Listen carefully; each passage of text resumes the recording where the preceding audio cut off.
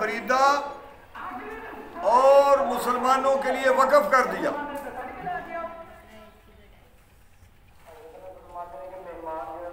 مسجد نبوی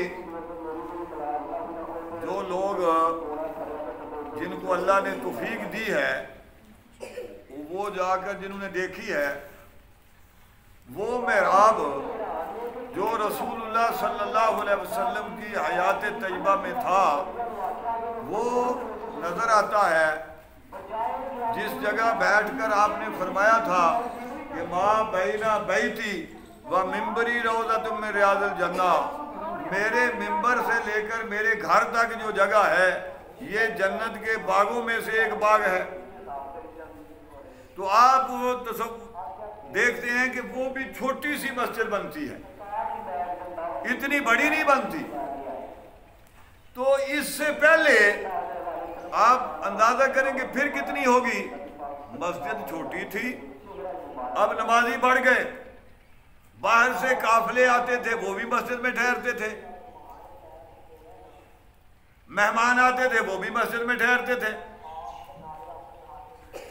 جو وفود آتے تھے وہ بھی مسجد میں ٹھہرتے تھے۔ تو رسول اللہ صلی اللہ علیہ وسلم نے فرمایا ہے کوئی ایسا بندہ جو یہ مسجد کے ساتھ جگہ ہے اس جگہ کو خرید کر مسجد میں ملا دے، میں اس کے لیے جنت کا وعدہ کرتا ہوں۔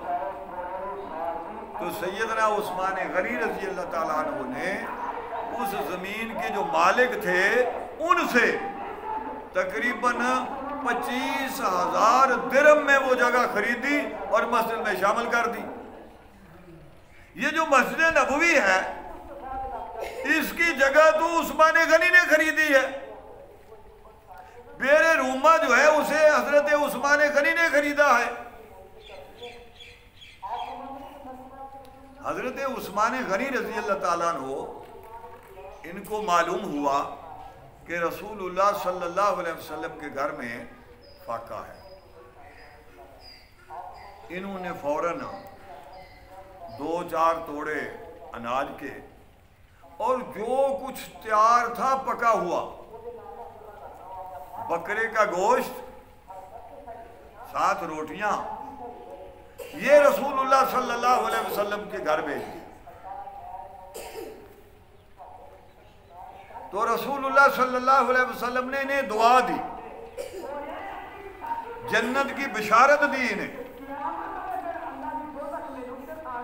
سیدنا عثمان غنی رضی اللہ تعالیٰ عنہ کو رسول اللہ صلی اللہ علیہ وسلم نے شہادت کی بھی بشارت دی اور جنت کی بھی بشارت دی۔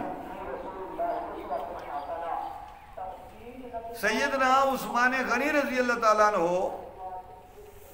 وہ خوش نصیب ہیں جن کی وجہ سے آج یہ جو مولوی آپ دیکھتے ہیں نا کہ منبر پر بیٹھ کر تقریر کرتے ہیں، خطبہ دیتے ہیں، تو یہ حضرت عثمان غنی رضی اللہ تعالیٰ عنہ کا امت پر احسان ہے، علماء پر احسان ہے، خطباء پر احسان ہے۔ رسول اللہ صلی اللہ علیہ وسلم کا منبر جو تھا اس کی 4 سیڑھیاں تھیں۔ ہمارے ہاں اکثر منبر، ہم مسجد ساری بناتے ہیں لیکن جب منبر بناتے ہیں تو ہمارا منبر خلاف سنت ہوتا ہے، رسول اللہ صلی اللہ علیہ وسلم کے منبر کی طرح نہیں ہوتا، وہ بیڈی منبر کی طرح ہوتا ہے۔ آپ سنتے ہیں یہ تبلیغ والے جب تعلیم کراتے ہیں تو ان سے آپ نے بارہا سنا ہوگا کہ رسول اللہ صلی اللہ علیہ وسلم مسجد میں تشریف لائے، آپ نے منبر کی ایک سیڑھی پر قدم رکھا اور تو فرمایا آمین، پھر دوسری سیڑھی پر قدم رکھا تو فرمایا آمین، پھر تیسری سیڑھی پر قدم رکھا تو فرمایا آمین۔ جب تیسری سیڑھی پر قدم رکھا تو اس کا مطلب یہ ہے کہ آپ چوتھی پر بیٹھے۔ اب رسول اللہ صلی اللہ علیہ وسلم چوتھی سیڑھی پر بیٹھ کر واعظ و نصیحت فرمایا کرتے تھے۔ رسول اللہ صلی اللہ علیہ وسلم سب جب دنیا سے چلے گئے تو سیدنا ابو بکر صدیق رضی اللہ تعالیٰ عنہ انتہائی رقیق القلب تھے، دل کے نرم تھے. یہ رسول اللہ صلی اللہ علیہ وسلم کے پاؤں کی جگہ بیٹھے، یعنی منبر سے ایک سیڑھی نیچے جہاں آپ پاؤں رکھتے تھے وہاں حضرت ابو بکر صدیق بیٹھا کرتے تھے. اب حضرت ابو بکر صدیق رضی اللہ تعالیٰ عنہ کو جب انتقال ہو گیا تو سیدنا فاروق اعظم آئے. اب سیدنا فاروق اعظم رضی اللہ تعالیٰ عنہ رسول اللہ صلی اللہ علیہ وسلم کا ادب و احترام بھی کرتے ہیں اور ابو بکر کا احترام بھی کرتے ہیں. تو جہاں ابو بکر بیٹھتے تھے، کیونکہ صحابہ میں یہ بات طے تھی کہ نبی کے بعد پوری امت میں ابو بکر کے برابر کوئی نہیں، اور ابو بکر کے بعد عمر کے برابر کوئی نہیں، اور عمر کے بعد عثمان کے برابر کوئی نہیں. اب جب حضرت عمر آئے تو جہاں ابو بکر کے پاؤں ہوتے تھے وہاں انہوں نے بیٹھنا شروع کر دیا، یہ اور سیڑھی نیچے آ گئے.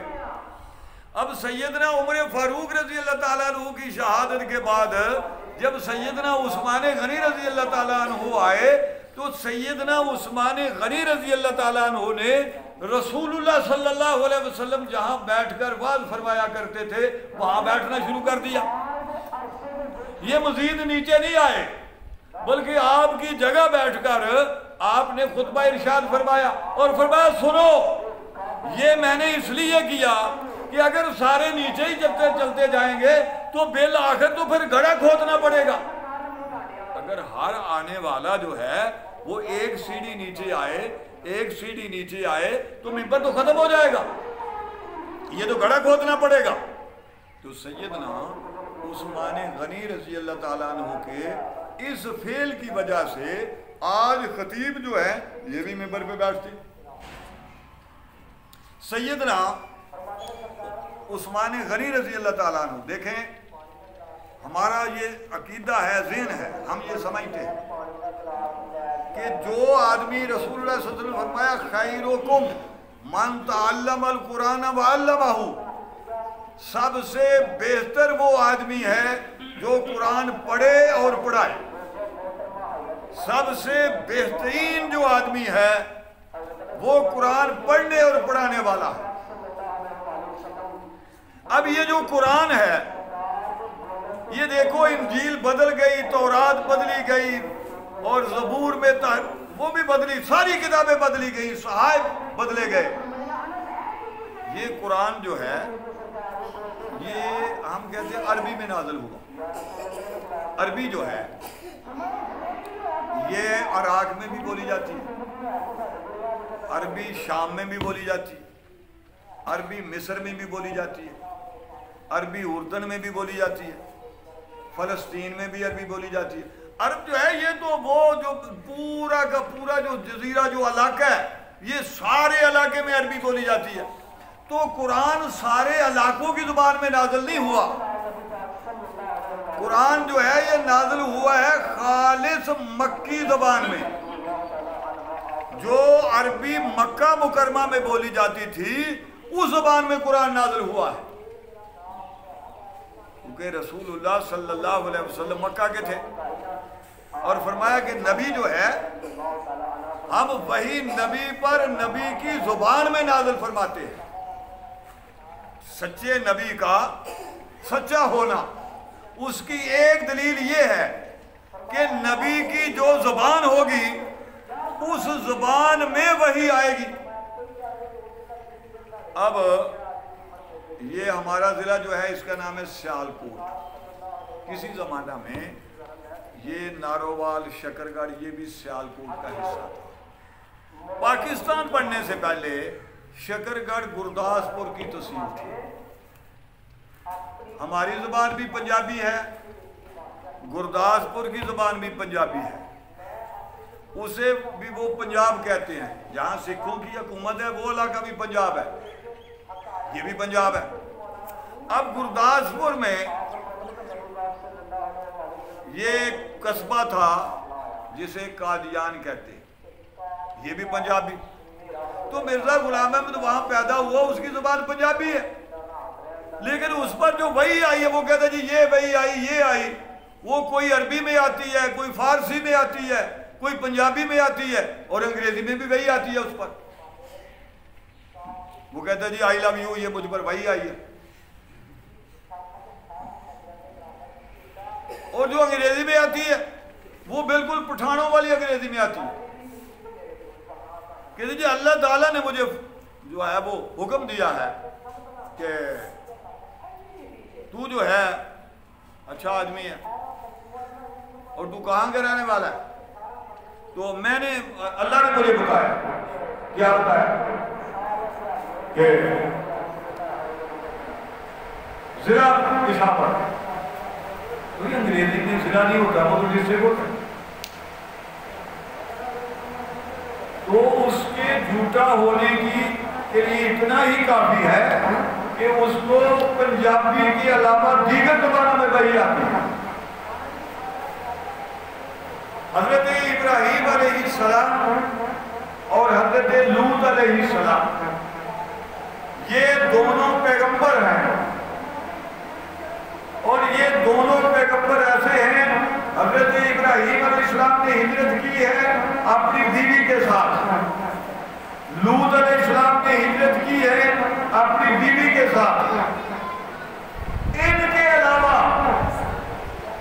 حضور علیہ السلام کے دور اول تک جب لوگوں نے حبشہ کی طرف ہجرت کی، اس وقت تک تیسری ذات جو ہے وہ سیدنا عثمان غنی رضی اللہ تعالیٰ عنہ کی ہے، جنہوں نے اسلام کی خاطر اپنی بیوی کے ساتھ ہجرت کی۔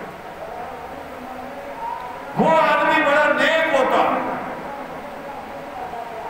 بعد ہم بھی بیٹی والے ہیں، ہم بیٹی کا رشتہ کرتے ہیں کہ یار کرتے ہوتے ہیں، پر جان عذاب کی پھنسی، اگر وہ بیٹی فوت ہو جائے تو دوسری بیٹی لوگ وہاں نہیں دیتے، کہتے شکر ہے خدا کا سانو اللہ نے عذاب کو بچا لے۔ رسول اللہ صلی اللہ علیہ وسلم، ہم لوگ ان باتوں کو جانتے نہیں، جب سنتے ہیں تو غور نہیں کرتے۔ رسول اللہ صلی اللہ علیہ وسلم کی 4 بیٹیاں تھیں۔ جو لوگ کہتے ہیں ایک بیٹی تھی جھوٹ بولتے ہیں، ان کے پاس ایک بیٹی کی کوئی دلیل نہیں۔ رسول اللہ صلی اللہ علیہ وسلم کی 4 بیٹیاں تھیں، سنیوں کی کتابوں میں بھی 4 کا ہی ذکر ہے، اور شیعوں کی کتابوں میں بھی 4 ہی بیٹیوں کا ذکر ہے۔ جب بڑے 4 مانتے ہیں تو آج کل کے لوگوں کو کیا تکلیف ہے؟ نبی کی 4 بیٹیاں ہیں، سب سے بڑی بیٹی جو ہے فرمایا افضل بناتی، سب سے بڑی بیٹی زینب ہے۔ تو یہ جو زینب ہے اس کا نکاح ہوا ابو العاص کے ساتھ، اس کے بعد رقیہ ام کلثوم، ایک کا نکاح حضرت عثمان غنی کے ساتھ ہوا۔ جس دن بدر کا غزوہ ہوا ہے اس دن عثمان غنی کی بیوی رسول اللہ صلی اللہ علیہ وسلم کی بیٹی یہ وفات پا۔ اکثر لوگ یہ کہتے ہیں جب اطراف کرنے والے کہتے ہیں دیکھو اللہ کے رسول نے فرمایا ہے کہ جو لوگ بدری ہیں یہ سارے کے سارے بخشے بخشائے،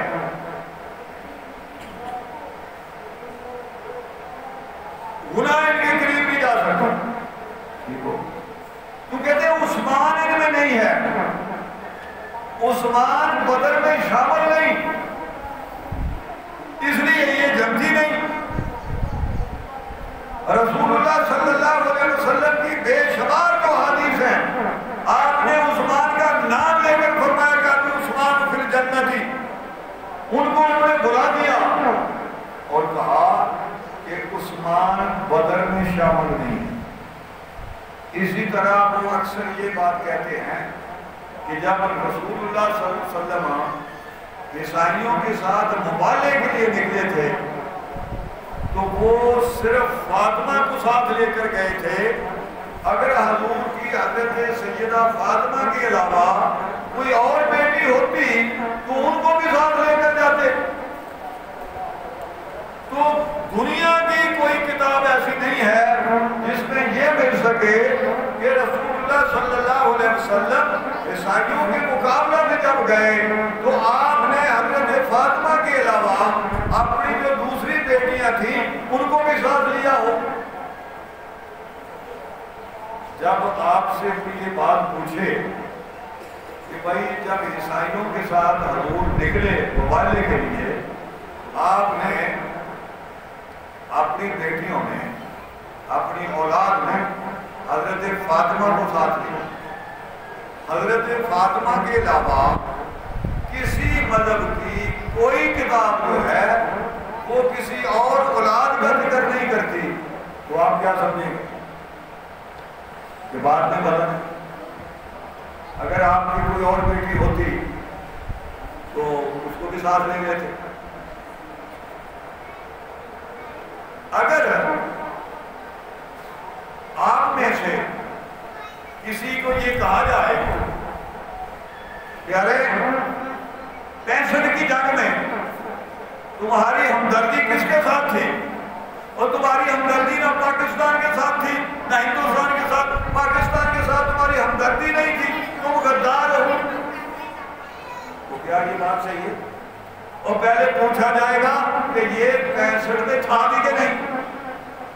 جو آدمی 1965 کے 10-15-20 سال بعد پیدا ہوا ہے اس سے یہ کہنا کہ تو اس جنگ میں نہیں تھا لہذا تو غدار ہے, یہ بیوقوفی ہے. رسول اللہ صلی اللہ علیہ وسلم کی آپ کے بیٹے بھی تھے, آپ کی بیٹیاں بھی تھیں. اب حضرت زینب جو ہے یہ پہلے فوت ہو گئی. اس کے بعد رسول اللہ صلی اللہ علیہ وسلم کی دوسری بیٹی رقیہ فوت ہو گئی. یہ اس دن فوت ہوئی جس دن بدر کی لڑائی ہوئی. اور حضرت عثمان غنی اس لڑائی میں اس لیے نہیں گئے کہ اپنی بیوی اور رسول اللہ صلی اللہ علیہ وسلم کی بیٹی کی تیمارداری کر رہے تھے.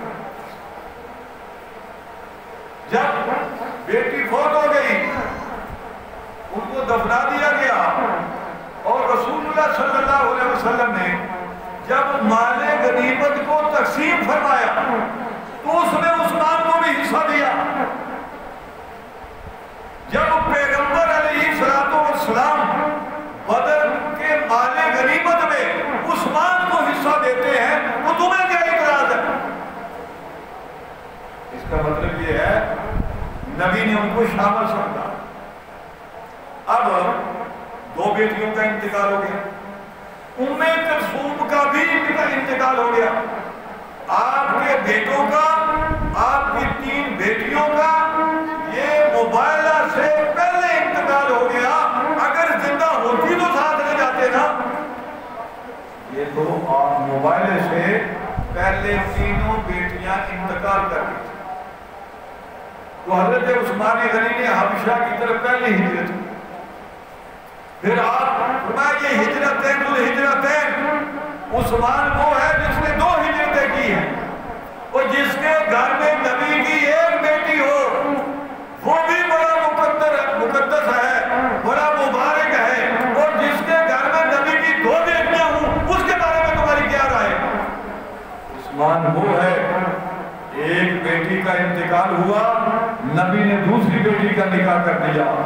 جب دوسری بیٹی کا انتقال ہوا رسول اللہ صلی اللہ علیہ وسلم نے فرمایا عثمان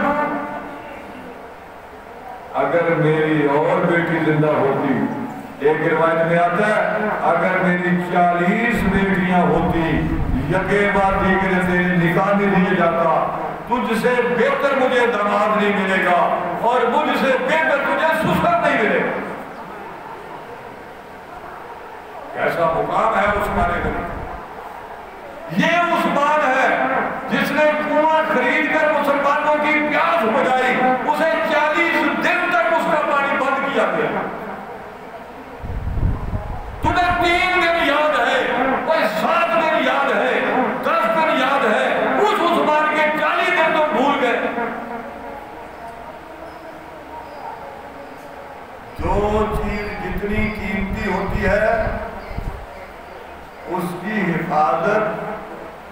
لیے اتنے ہی اہم انتظامات کیے جاتے ہیں.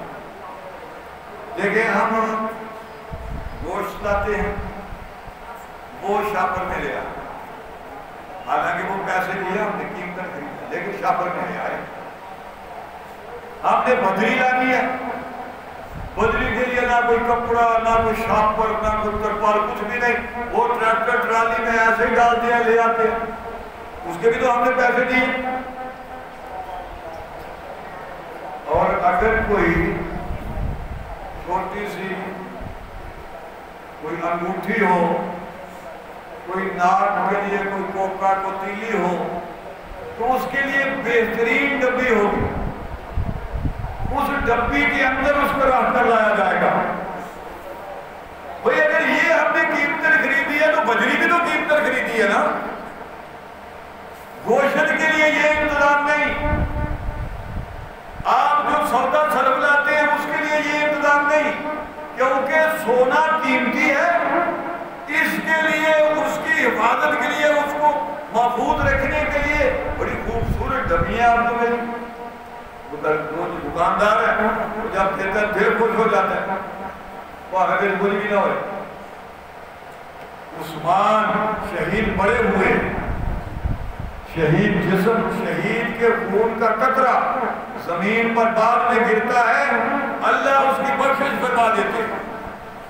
شہید ویسے ہی زندہ ہے، لیکن جو بھی شہید ہوا اس کا خون زمین پر گرا. ہمارے 65 میں چرنڈا کے بارے میں مشہور ہے کہ جہاں لوگ ٹینکوں کے نیچے لیٹ گئے تو خون کہاں گرا؟ زمین پر. احد میں لوگ شہید ہوئے، خون کہاں گرا؟ زمین پر. بدر میں لوگ شہید ہوئے، خون کہاں گرا؟ زمین پر. سب زمین پر. دو بندے ایسے ہیں، ایک وہ ہے جسے عمر کہتے ہیں، شہید ہوئے، خون کہاں گرا؟ رسول اللہ صلی اللہ علیہ وسلم کے مصلی پر. عثمان شہید ہوئے، خون کہاں گرا؟ اللہ کے قرآن پر. آج بھی وہ قرآن محفوظ ہے جس پر عثمان غنی کا خون گرا. اتنا مقدس خون ہے. تو یہ عثمان غنی ہے جو ذی الحجہ کے یہ جو مہینہ چل رہا ہے، اس کی 18 تاریخ کو انہیں ظلماً شہید کیا. وہ مسجد نبوی جسے انہوں نے زمین خرید کر وقف کی، مسجد کی توسیع کی، مسجد کو خود بنایا، پیسہ خرچ کیا، اس مسجد میں نماز پڑھنے سے ان کو روک دیا گیا. نبی پاک صلی اللہ علیہ وسلم کی ایک لاٹھی تھی، آپ اس کو ہاتھ میں رکھتے تھے.